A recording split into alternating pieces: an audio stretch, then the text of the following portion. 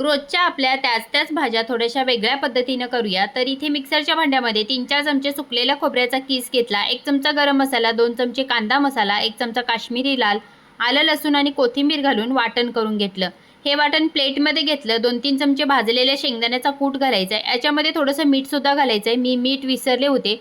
दोडका स्वच्छ धुवून त्याच्या अशा उभ्या फोडी करून घेतलेल्या आहेत। हा मसाला दोडक्यामध्ये भरायचा आहे। कढईमध्ये एक छोटी पळी तेल घालायचं, 1 चमचा जिरं घालायचं। जिरं तडतडायला लागलं की याच्यामध्ये दोडक्याच्या फोडी घालून तेलात 2-3 मिनिटं चांगलं परतून घ्यायचंय। पाव चमचा हळद घालायचं, राहिलेलं वाटण घालायचंय, चवीनुसार मीठ घालायचं आणि शिजण्यासाठी अर्धा ग्लास इथे कोमट पाणी ओतलेलं आहे। 6-7 मिनिटं ही भाजी मस्त शिजवून घ्यायची आहे। डब्यासाठी आपली मस्त अशी भरलेल्या दोडक्याची भाजी तयार होते।